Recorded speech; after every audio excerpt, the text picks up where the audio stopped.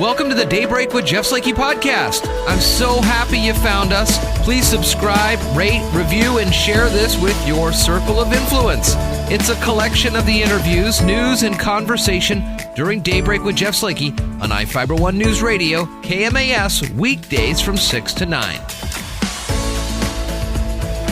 Good Monday to you. It's the 26th day of October as we are getting ready for Halloween this upcoming weekend. Spencer Hughes, good morning, sir. How you doing? I'm doing all right. Getting ready to wrap up October here real fast, though, huh?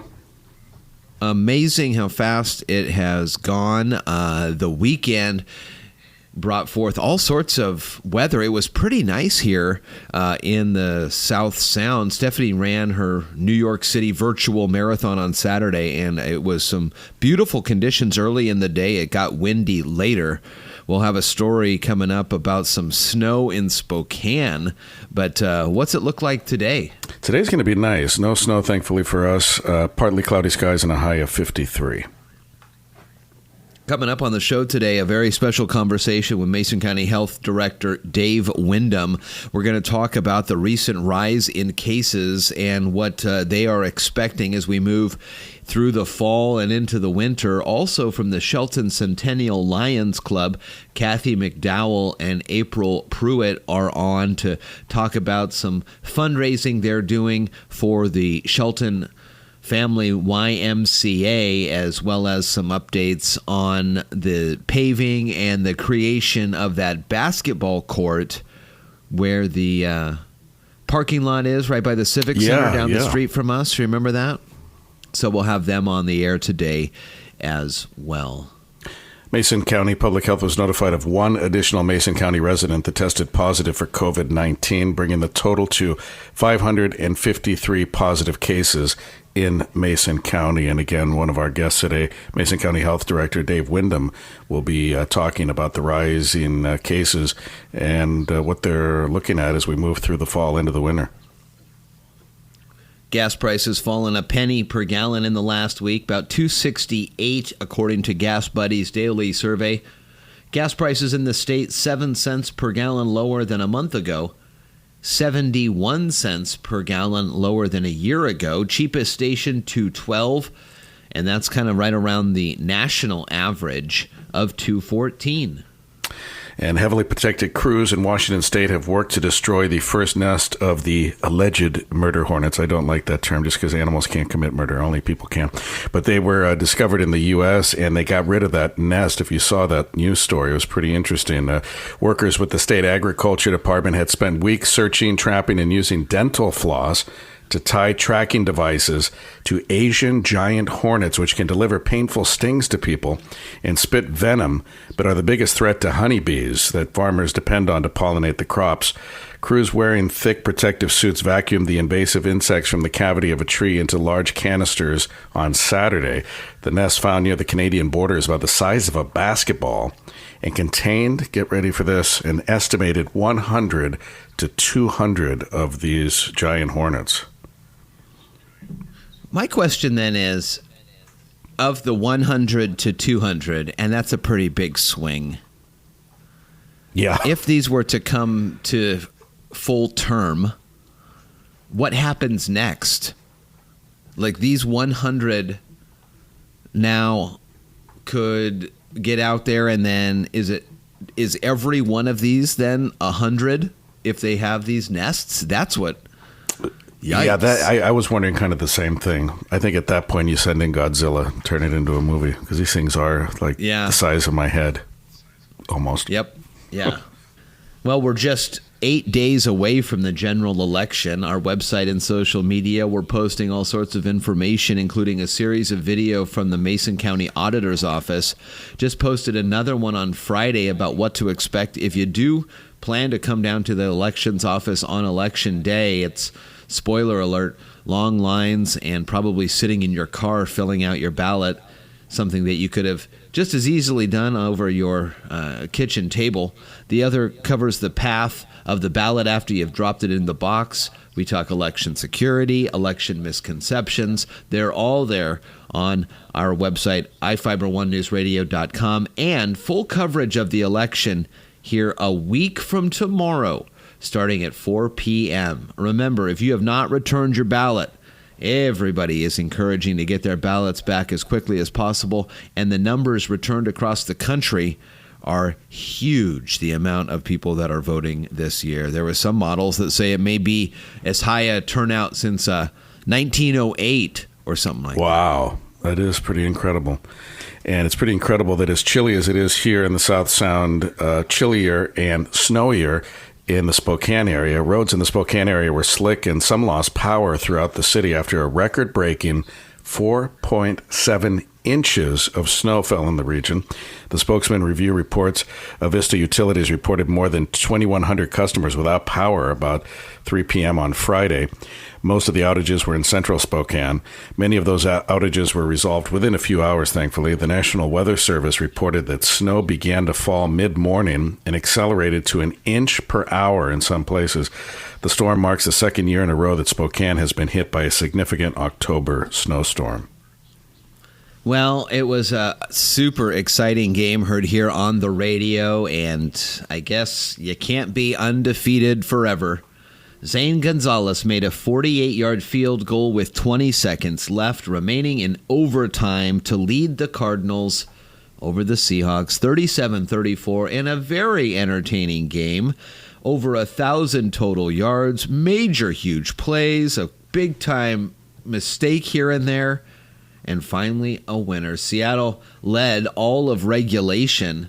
So the Hawks now are 5-1. They play the 49ers this weekend. Pregame at 11, kickoff at 1:25. Seahawks are presented by Shelton Health and Rehab, Riviera's Shellfish, South Sound Appliance, Dogtown Grooming, Neal's Pharmacy, and the Shelton Athletic Club. Again, today on the show, Dave Windom, Mason County Health Director, talks about the increase in cases of COVID-19 in Mason County and the look ahead to the fall and winter. Also, Kathy McDowell and April Pooler from the Shelton Centennial Lions Club in to talk about some fundraising they're doing for the Y and an update on that basketball court in downtown Shelton. All this and more coming up on Monday morning. Oh, my goodness. Good morning to you. From the iFiber One News Radio studios, you're listening to Daybreak. Good Monday morning to you here. The Daybreak Show rolls on the phone line for the Sheriff's Sit-Down this week, presented by our Community Credit Union, Mason County Sheriff Casey Salisbury, as well as Dave Windom from the Health Department. Good morning, guys. Good morning. Hey, good morning. So, Dave, talk to me a little bit about how we are doing with COVID. I've been checking and reporting on the numbers. They continue to tick up here as we move into the fall. What are you and Dr. Stein and the group that meets regularly looking at and perhaps a little concerned about as we get into November? So when we look at the cases per 100,000, you'll see right now 100,000 for the 2 weeks, we're over 100. So we're like 103. And a lot of that was driven by the spike about 2 weeks ago. Right. What we're projecting, that's going to come down into the mid-40s probably by the end of this next week. As those cases kind of roll off the calendar, so to speak. What concerns us, though, is that the cases are ticking up all around us. Yeah. And the other part of that is we're coming into the holiday season. So one of the things that concerns me is that we'll have Halloween. I'm not as concerned about Halloween really as I am the Thanksgiving. We got Thanksgiving coming up, and then we have after that you've got Christmas coming up. After that you've got New Year's coming up, and then after that you've got Super Bowl weekend.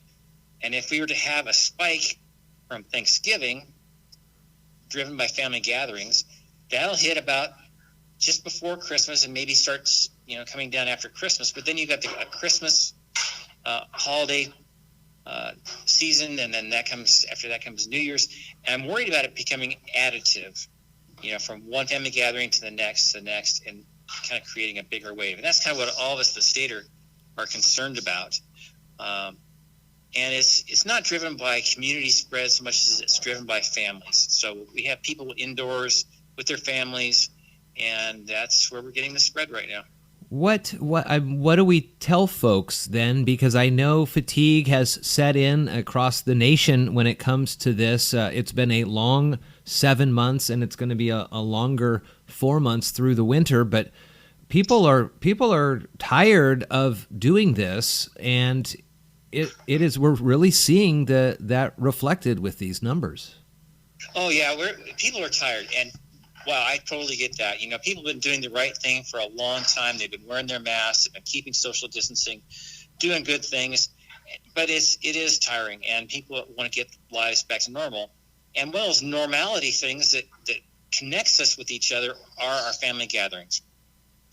So we're just asking that people, keep those gatherings small if they can, and to be smart about it. If we've got people coming in from really high transmission areas, be maybe a little circumspect about that. Maybe keep the group sizes smaller this year, and just to kind of be smart and proactive about things.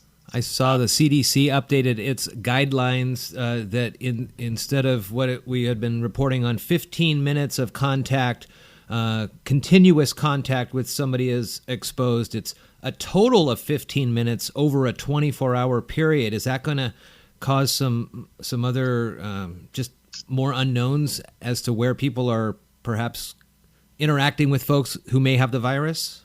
Yeah, it does. We were just talking about that at Area Command this morning. So how do we message that particular piece? And really, it's going to be about keeping your exposures to people outside your family unit as short as possible.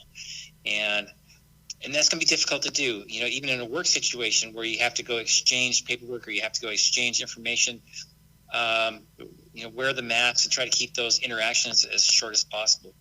On a good note, we're coming into flu season, and typically influenza A and B start, climbing up. Yeah.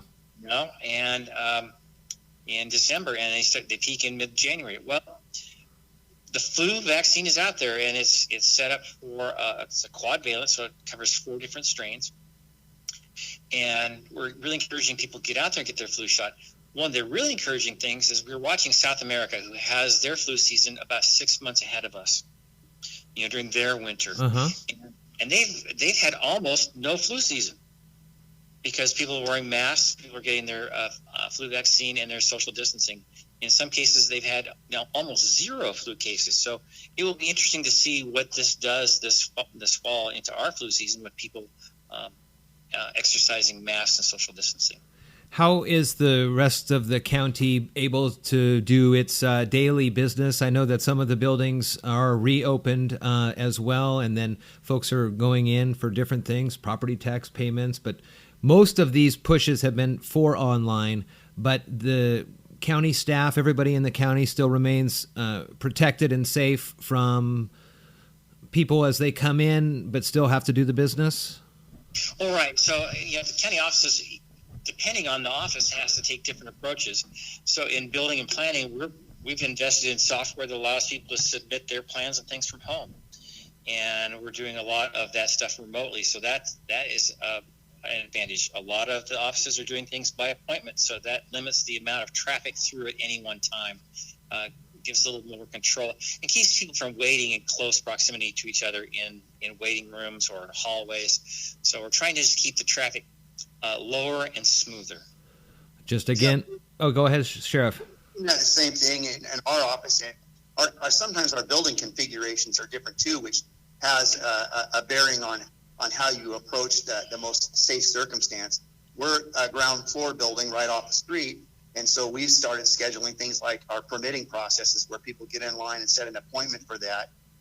When we come in for fingerprinting now, we've got a new scanner so that when people come in, we're not having arm-to-arm, hand-to-hand contact rolling fingerprints where different organizations need those to be sent in. So we've got a new system where it's a scan where people put their hand on it, and we don't even have to have contact or suit up to contact them. So I think all of the county offices are doing the best they can to be aware of this. But I think each building, people have asked, why is it different? Well, the physical setup of some of our buildings and the entrance points are different than other buildings in the county. So we're all just doing the best we can to make it safe. Well, we again appreciate everybody who is continuing to do what they need to do to help reduce the spread of COVID-19 in Mason County, keeping your distance, wearing your face coverings, and avoiding contact if possible. Mason County Sheriff Casey Salisbury, Dave Windom from the Health Department here as well. Thank you so much for taking some time this morning to update on this. And as we move into November, as conditions change either way, let's continue these conversations. Hey, thanks, Jeff. Thanks, Jeff. Take care. You're listening to Daybreak on iFiber One News Radio. Well, good morning, everybody. Jeff Slakey, Spencer Hughes on the Daybreak Show as we welcome in two great guests for some updates around the community from the Shelton Centennial Lions Club. Kathy McDowell, April Pruitt. How's it going, everybody? Good to see you. Hey, nice to see you. Let's talk a little bit about some of the things that the Centennial Guild has been up to, the club has been up to, especially how have you changed things since March? Well, we've done a lot of Zoom. I bet. And we kind of got tired of that, so I started just really pounding on people's doors, restaurants and facilities, and they were able to take us. We've moved around a lot, but we're meeting together as a group, which we sacrifice the every time in the same restaurant for being together. So how many folks are in the club these days? We have about 22 members, I believe, and we have anywhere from 8 to 10, 11 people show up for the meetings. That's great. Pretty good. That's a pretty good turnout, especially with all the unknown that's going on. You just don't know what's happening. Got a couple things to talk about. First, this upcoming weekend is Halloween, and you guys are doing some raffles to help out with the YMCA. Is that right? Yep. So what's the story on that? I thought, there's so many people on Facebook and stuff, and people like to do raffles. I mean, I do. I think it's fun. Mm-hmm. So anyway, decided to put together a basket, a fall basket with, all sorts of goodies in it, and a cedar planter box that one of our members made. And we're raffling those off for $5 a ticket or 3 for $10. We are going to draw on Halloween. So we've done pretty good with that.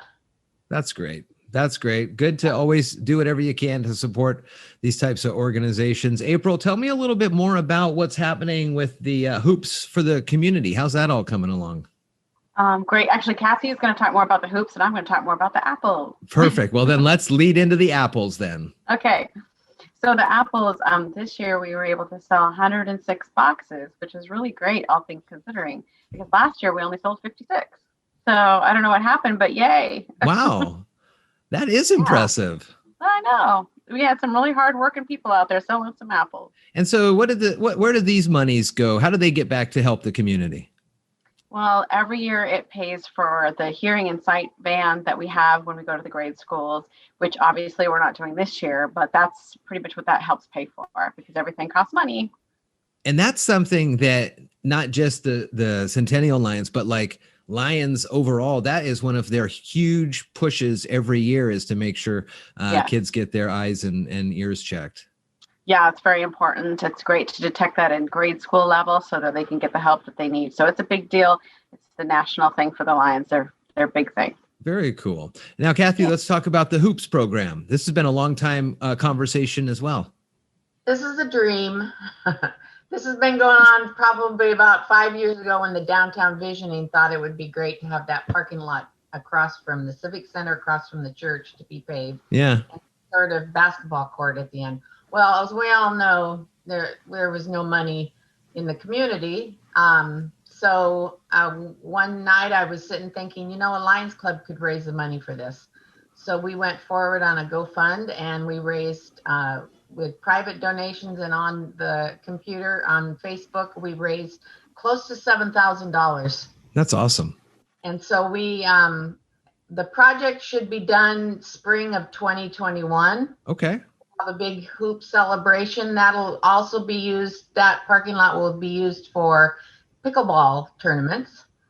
and we'll have, anyway, that's what that's going for. That's great, Kathy. I know we've talked about this for a long time. You mentioned many years since the Visioning Project, and it would be a nice place, not only for folks in, downtown, but a lot of those city workers, maybe on a lunch break, pick up games, get a little exercise.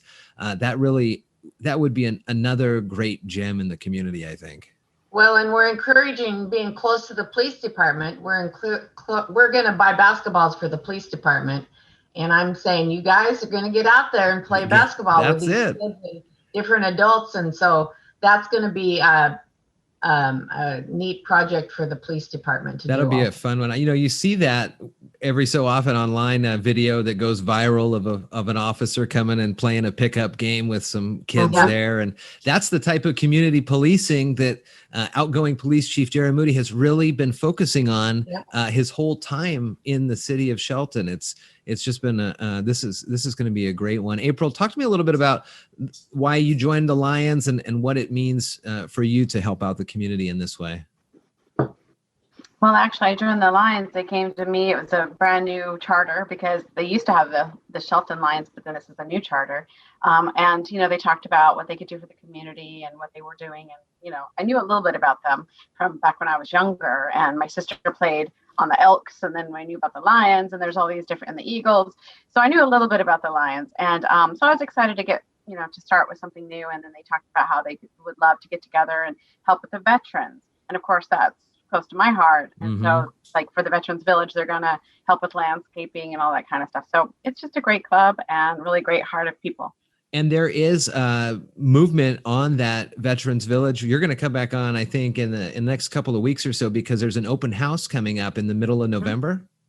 Yes, we're going to have obviously a Zoom open house. So we'll have all kinds of information and questions and answers and the executive director. And so hopefully we'll get lots of people. It's on Facebook right now. So we're letting the public know about it. Awesome. Well, we'll get back on and talk about that. The Shelton Centennial Lions Club is on Facebook, facebook.com/Shelton Centennial Lions. We'll put the links to that as well when we post this. But again, some opportunities. Kathy, where can folks this week find you or find somebody to get in on the raffle for the Halloween drawing? We have the box and the cedar box and the gift box, both down at Denny's Auto Center. And the box, you can purchase the tickets there, and or you can mail to Post Office Box 2443. Yes. And just mention it's for the raffle tickets, and you have up until the 31st, but definitely get it in by the 25th if you can. Oh yeah. Oh, that's great for sure. Jeff, one more thing. Please. Jeff, one more thing. Going back to the tiny village, one thing that the Lions Club wants to do is spend some time with the veterans at the village, baking, having dinner with them, once a month, baking pies, cookies, whatever. So that's another project we're going to do. That's another great thing for sure. Cool. Well, when that all comes about down the road, we'll make sure folks are aware of that. Kathy McDowell, April Pooler-Pruitt, good to see you both. Nice to see you safe and well. And we're going to check in down the road on the Veterans Village here coming up in November. But until then, be well, and let's talk again in a little bit. Thank you. Thank you so much for listening to today's Daybreak with Jeff Slakey podcast. Again, I'm so happy and honored you found us and chose to listen. Please subscribe, rate, review, and share this with your circle of influence. It's a collection of some of the interviews, news, and conversation during Daybreak with Jeff Slakey on iFiber One News Radio KMAS, weekdays from 6 to 9. Thank you so much again, and talk with you next time.